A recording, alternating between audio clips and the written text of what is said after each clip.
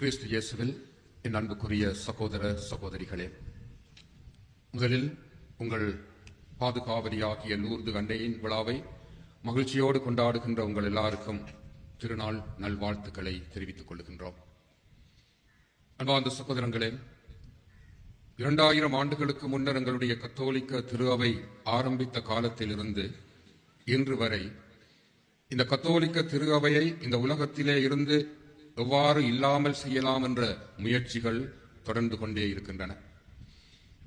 கடந்த பல நூற்றாண்டுகளிலே பல்வேறு வழிகளிலே நடந்த இந்த முயற்சிகள் இப்பொழுது நாங்கள் வாழுகின்ற இந்த காலத்திலே இந்த நவீன தொழில்நுட்பங்களூடாக, இந்த நவீன சமூக தொடர்பு சாதனங்களூடாக நமது கத்தோலிக்க திரு அவைக்கு மாசு விளைவிக்கின்ற, களங்கம் ஏற்படுத்துகின்ற, அதனை பல முழக்க செய்கின்ற எத்தனையோ முயற்சிகள் இப்பொழுது நடைபெற்றுக் கொண்டிருக்கின்றன.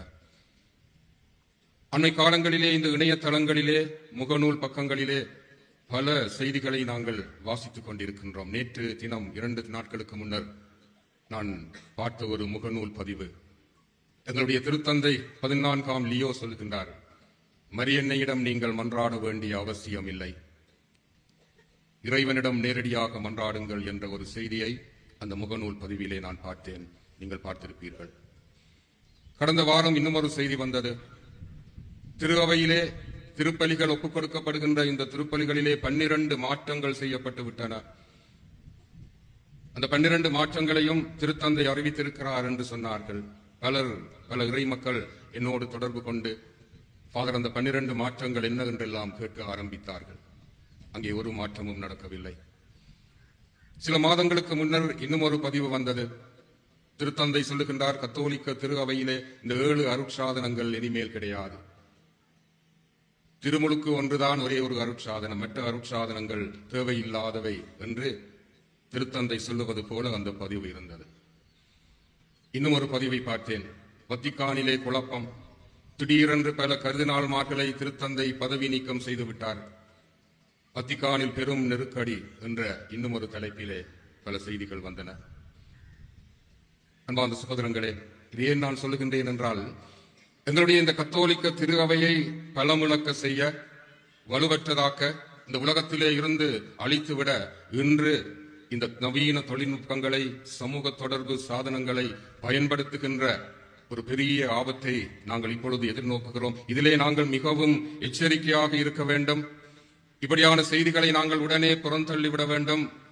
இப்படியான செய்திகளை நாங்கள் ஆராயாமல் மற்றவர்களோடு பகிர்ந்து கொள்ளக்கூடாது.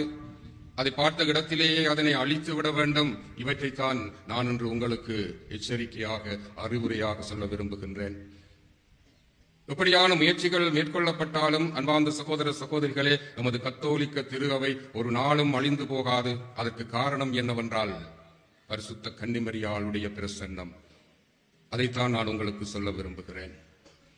அன்னை மரியாள் இந்த கத்தோலிக்க திரு அவையில் இருக்கின்ற வரையில், கத்தோலிக்க திரு அவை இந்த உலகத்திலே எத்தகைய தீய சக்திகள் அதனை ஆட்கொள்ள, ஆக்கிரமிக்க முற்பட்டாலும், அழித்துவிட நினைத்தாலும், அன்னை மரியாளுடைய அந்த பிரசன்னம் இருக்கும் வரை அது ஒரு நாளும் நிறைவேறாது என்பதை நாங்கள் இன்றைய இந்த திருநாளிலே பெருமையோடு நினைவு கூற வேண்டும். ஆகவே இப்படியான செய்திகள், பதிவுகள் எங்களுடைய விசுவாசத்திலே தளர்ச்சிகளை, கேள்விகளை ஏற்படுத்தினாலும் அவை ஒரு நாளும் எங்களுடைய திரு அவைக்கு பாதிப்பை ஏற்படுத்த முடியாது.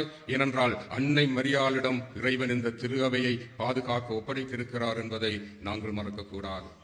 சிலுவையிலே ஆண்டவர் இயேசு தொங்கிக் கொண்டிருந்த பொழுது யோவானை காட்டி, அம்மா இதோ உன் மகன் என்று சொன்ன அந்த நேரத்திலே இருந்து அன்னை மரியாளுங்கள் எல்லாரையும் தன்னுடைய சொந்த பிள்ளைகளாக சுவிகாரம் செய்து எங்கள் ஒவ்வொருவரையும் அவள் பராமரித்து வருகின்றாள். இந்த கத்தோலிக்க விசுவாசத்தை உறுதிப்படுத்தி கொண்டிருக்கின்றாள். அதற்காக அவள் செய்த முதலாவது அலுவல் எங்கள் எல்லாருக்கும் தெரியும்.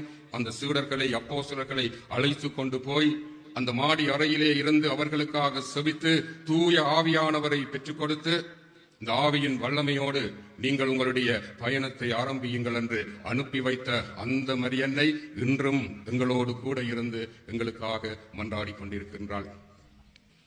அன்பார்ந்த சகோதரங்களே, நான் ஆரம்பத்திலே சொன்னது போல இப்படியான குழப்பமான பதிவுகளை நாங்கள் இணையதளங்களிலே, முகநூல்களிலே பார்க்கிற பொழுது அது சரியானதா தவறானதா என்பதை நாங்கள் புரிந்து கொள்ள முடியாமல் தத்தளிக்கின்ற பொழுது நாங்கள் என்ன செய்ய வேண்டும் என்பதை எங்களுக்கு கற்றுக் கொடுத்தவள் அன்னமரியாள் தான்.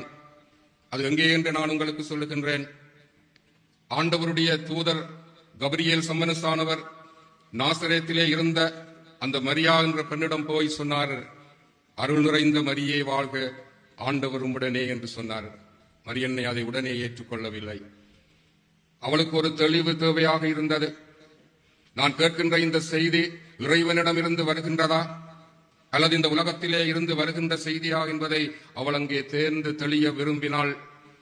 இறைவனிடமிருந்து வருகின்ற செய்தி என்றால் மட்டும்தான் நான் அதனை ஏற்றுக்கொள்ளுவேன், இல்லை என்றால் அதனை ஏற்றுக்கொள்ள மாட்டேன் என்று அவள் அந்த வேளையிலே அடம் பிடித்தாள்.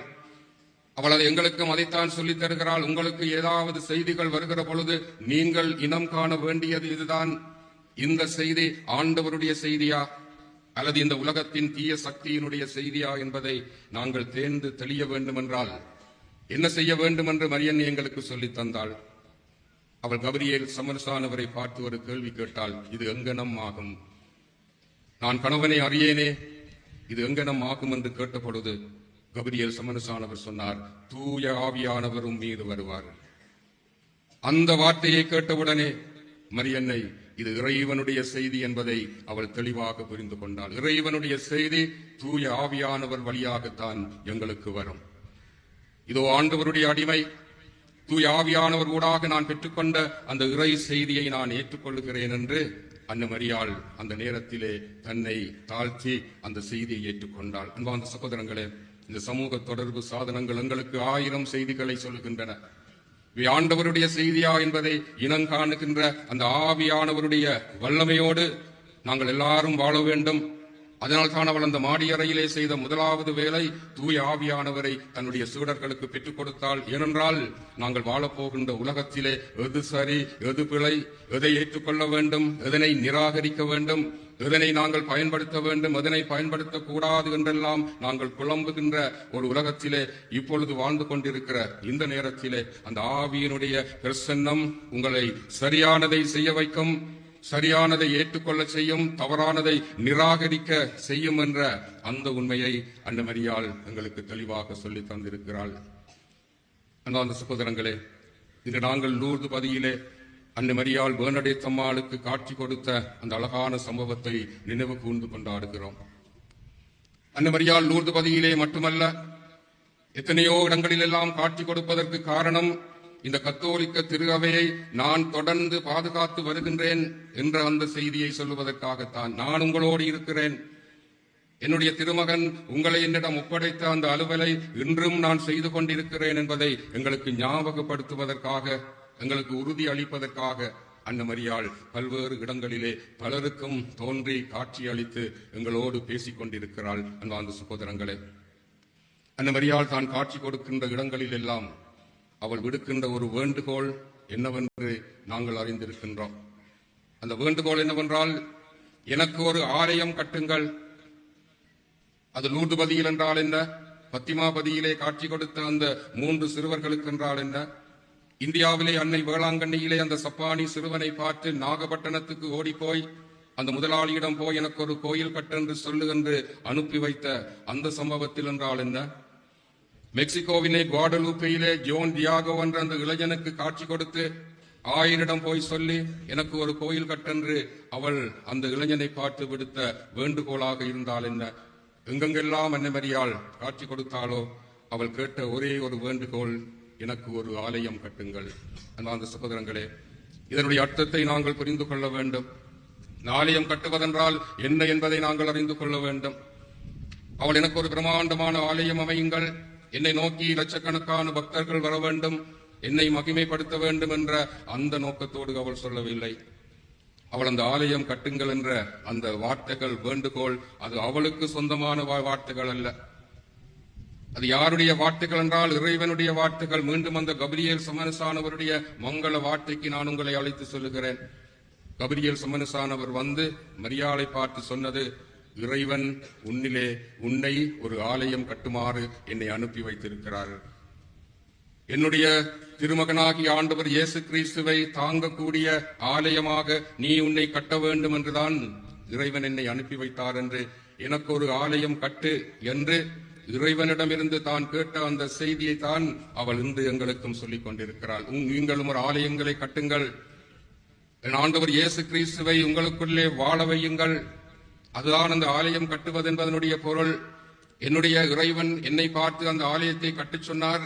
நான் கட்டினேன், இயேசுவை பெற்றுக்கொண்டேன், இயேசுவை என்னுடைய உதரத்திலே நான் தாங்கினேன், என்னுடைய அந்த ஆலயத்துக்குள்ளே இயேசுவை குடியிருத்தினேன். அதே போல நீங்களும் ஆலயங்களை கட்டி அந்த இயேசுவை குடிகொள்ள செய்யுங்கள். அதைத்தான் அவள் காட்சி கொடுக்கின்ற இடங்களில் எல்லாம் எங்களை பார்த்து கேட்டுக்கொண்டிருக்கிறாள். கல்லாலான அந்த பிரம்மாண்டமான ஆலயங்களை பற்றி அல்ல, ஆண்டவருடைய பிரசன்னம் நிறைக்கின்ற எங்களுடைய உடலாகிய, எங்களுடைய குடும்பங்களாகிய, எங்களுடைய பங்காகிய, எங்களுடைய ஆலய திரு அவையாகிய இந்த கோயில்களிலே இயேசுவினுடைய பிரசன்னத்தை எப்பொழுதும் வைத்துக் கொண்டிருங்கள் என்ற அந்த வேண்டுகோளைத்தான் அந்த மரியாள் எங்களை பார்த்து கேட்கின்றாள். அன்பார்ந்த சகோதரங்களே, அந்த மரியாள் எங்களை பார்த்து கேட்கின்ற இன்னும் ஒரு வேண்டுகோள் இன்றைய நற்செய்தியிலே நாங்கள் பார்த்தோம். அவர் சொல்வது போல செய்யுங்கள். இதுவும் அவளுடைய சொந்தமான வேண்டுகோள் அல்ல. இந்த வேண்டுகோளை அவள் ஒருமுறை கேட்டாள். எங்கே என்றால், தாபோர் மலையிலே ஆண்டவர் உருமாற்றம் அடைந்த பொழுது வானம் திறந்தது, தூய ஆவியானவர் அங்கே இறங்கி வந்தார். அப்பொழுது வானத்திலே இருந்து ஒரு குரலொலி கேட்டது, இவரே என் அன்பார்ந்த மகன், இவருக்கு செவிசாயுங்கள், இவர் சொல்லுவது போல செய்யுங்கள் என்ற அந்த வேண்டுகோளை அன்னை மரியாள் கேட்டாள். அதை அறிந்திருந்தாள். அதனைத்தான் அவள் அந்த கானாவூர் திருமணத்திலே அவள் அங்கே சொன்னாலே ஒழிய அது அவளுடைய சொந்தமான வேண்டுகோள் அல்ல, தந்தையாகிய இறைவனிடமிருந்து வந்த வேண்டுகோள்.